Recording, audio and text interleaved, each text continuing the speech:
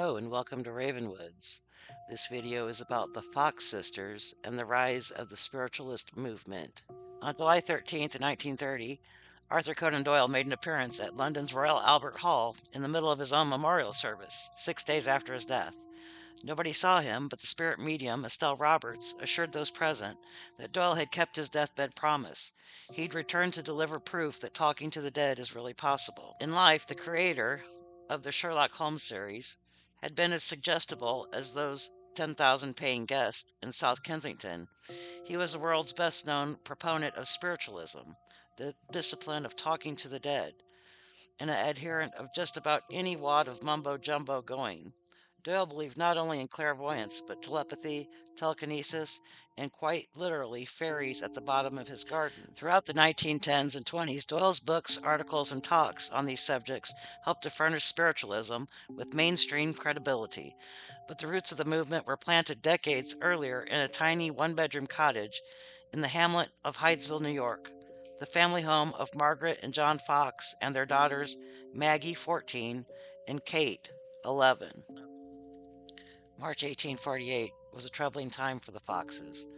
All month long they'd been plagued by thuds and cracks loud enough to awaken them in the pre-dawn silence. By the evening of March 31st, John and Margaret were at their end of their tethers. The girls were sent to bed early at 6 o'clock to catch up on lost sleep and allow their parents an evening of quiet to still their nerves. No sooner had Maggie and Kate slid beneath the sheets than the noises started reverberating through the cottage. From the floorboards, ceilings, bedsteads, and door frames came louder and even more frantic knocking than ever before. It seemed that wherever in the cottage the girls went, these mysterious sounds followed, as though they were being pursued by some type of invisible force. Margaret was convinced that something demonic was afoot, and she sent her husband to rouse the neighbors for help. That evening, the Fox's bedroom was crowded with people who stood awestruck in the candlelight as the cracking sounds echoed around them. William Dusler, a neighbor, spoke aloud into the thin air, asking questions and receiving a reply in knocking sounds, raps as he termed them.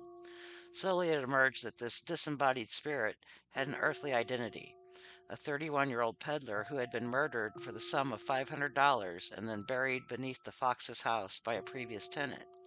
At the time, nobody in the room had any idea who the victim might have been, and even though the Fox's adult son David had hit upon the idea of running through the letters of the alphabet to allow the spirit to spell out words, nobody seems to have asked the spirit to give its name. In later weeks, locals began to recall that perhaps a young peddler had indeed passed through one day some years earlier. Exactly when, they couldn't say. Others would swear that David, digging beneath the house one summer, had discovered bones and a set of human teeth. Very quickly, fabulous tales and half-remembered anecdotes concealed into a dense tissue of myth that had made a luring alternative to the empirical truth.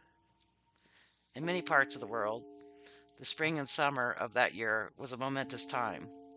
There were revolutions across Western Europe, the Mexican-American War came to an end, the gold rush was underway in California. In rural New York, things were evidently a little slower. Within a few weeks, the story of the Hydesville haunting scrabbled its way across the state.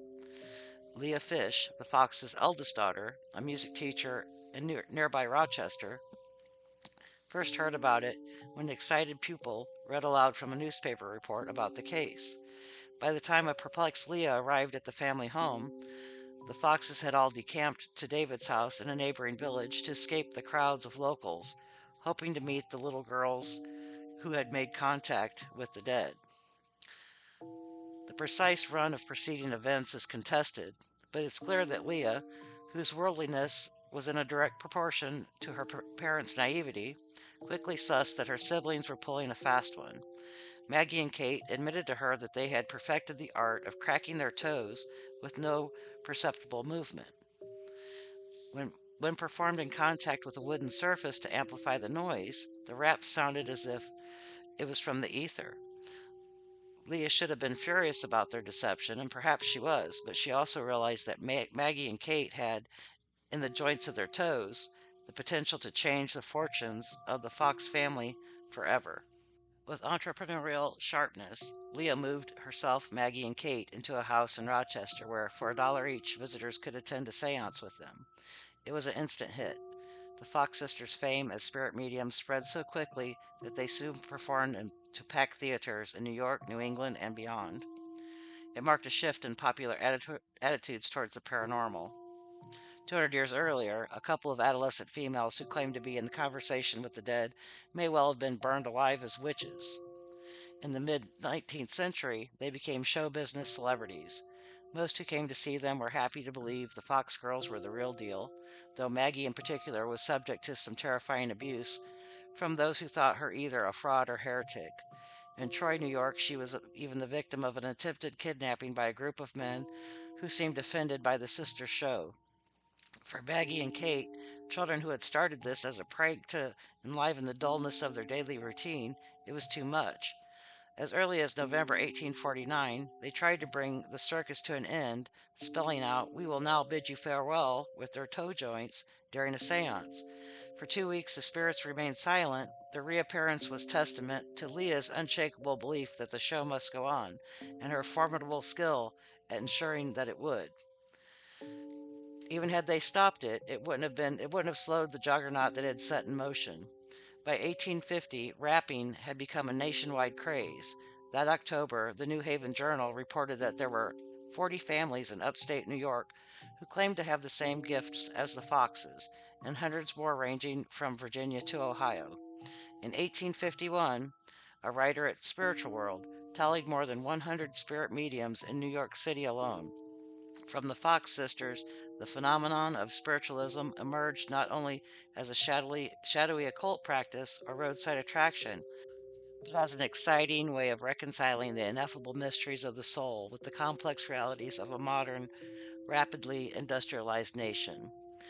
That men and women of science should have been so captivated by spiritualism isn't as incongruous as it first appears.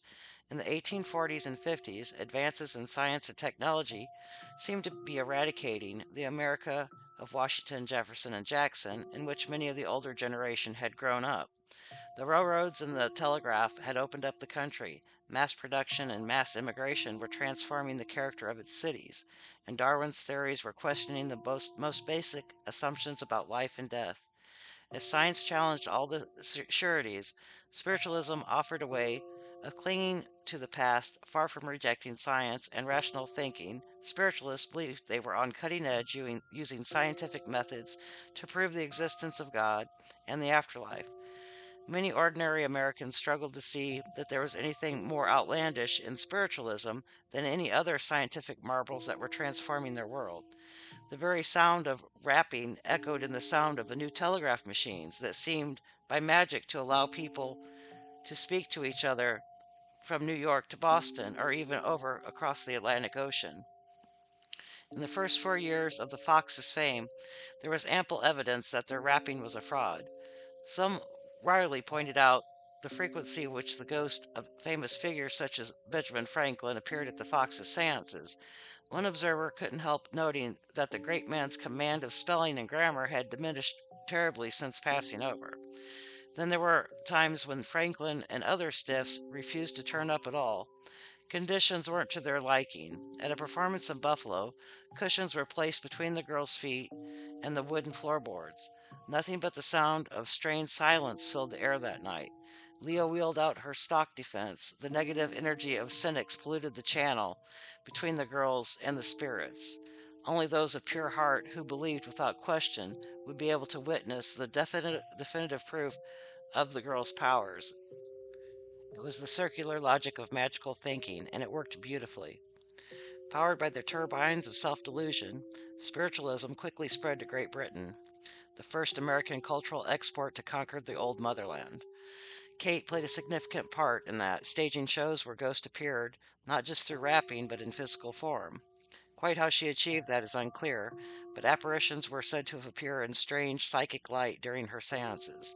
The British were enthralled by the myth of the Fox sisters, as the Americans had been, and Leah in particular capitalized on the transatlantic fame. Before the Hydesville rapping, she had been a single mother, hampered by social restrictions that came being born female. In the field of the spirit mediumship, a branch of the entertainment industry that she was more than anyone else had helped to invent, women dominated. She acquired wealth, social clout, and opportunities that were never usually had been afforded to someone of her background. Over the next decade, she became a society lady and the wife of a Wall Street banker. Spiritualism had become so mainstream that she felt no need to distance herself from the movement, despite her social class. But for Maggie, the sister whom the greatest burden of performing had been placed, and who had been troubled from the beginning by her deceit, the rapping phenomena brought heartache and misery. In 1852, at 17, she met Elisha Kane, a famous Arctic explorer with whom she entered into a strangely fraught long distance romance. Kane balanced genuine love with embarrassment that his beloved devoted her life to a sideshow quackery. He promised Maggie that they would be married one day. For years, she clung on to the prospect of becoming Mrs. Elia Kane and jettisoned her role as a prophet of the spiritualist movement. But the Kane family and the snootiest echoes of Philadelphia society considered Maggie a backwoods purveyor of profane heresy. Fearful of the consequences of a proper marriage, Elisha compromised on a ring exchange ceremony before his last foreign expedition. On his return, he promised he would follow a full wedding recognized by God and the law. That day never came. Elisha fell gravely ill during his travels and died in Cuba, aged just 36. Maggie's despair was compounded by the insult when Elisha's parents forbade her to attend the funeral and refused to acknowledge her as their son's betrothed and common law wife, thereby rejecting her claim of his share of the estate. She retaliated by publishing The Love Life of Dr. Kane, a book of his letters to her. Her savior and soulmate ripped away, Maggie's life veered into the wrong side of the road. She turned to drink and to dampen the pain of her loss and to submerge the shame and self-loathing that spiritualism caused her. Yet the more she drank, the more unfit she became for dealing with life, and the farther she drifted from some sense of purpose. In 1888, 40 years after the childhood prank that changed her life, Maggie collected herself sufficiently to make a public confession. There were now millions of confirmed spiritualists across the planet, including Doyle, who published the first Sherlock Holmes book that same year. It was hard for Maggie to believe that the cotton reel, once dropped, could have spun so far from her grasp. Her confession at the New York Academy of Music was fulsome and emotional, incorporating a full demonstration of how she and her sister had performed their trick. Kate was now also a widow with a drink problem, sat in the audience and confirmed everything that Maggie said. Leah rolled her eyes from afar, dismissing her sisters as a wanton attention seekers who put their grubby material desires before truth and righteousness. The fact that Maggie had been paid $1,500 for the performance has always been cited by defenders of spiritualism as definitive damning proof that she was lying through her teeth that evening, thinking only of the check that would pay for her next sniffer. They're half right about that. No sooner than had Maggie confessed than she retracted it, realizing that her disavowal would do nothing for her other than deprive her of her only source of income. Maggie died in 1895, a bitter and broken woman, relying on the kindness of friends and acquaintances to keep a roof over her head. She had, in a curious way, been an accidental pioneer. 20 years before vaudeville began to give female entertainers a new standing in American popular culture, she and her sisters had trod out a path along which dozens of other female spiritualists followed, many gaining financial independence, social standing, and an outlet for their talents, personalities, and ambitions. It's unlikely that Maggie could have never taken any pride in that. To her last day, she felt tarnished by her involvement in spiritualism and shamed by her dependence on it. Her death made little impact on the spiritualist community.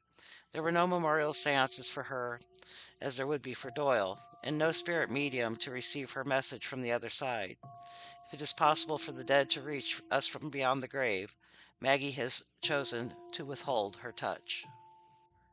Do you believe that people can be contacted from beyond the grave? Let me know in the comments. If you'd like to see more content like this, please subscribe. Thanks a lot and take care.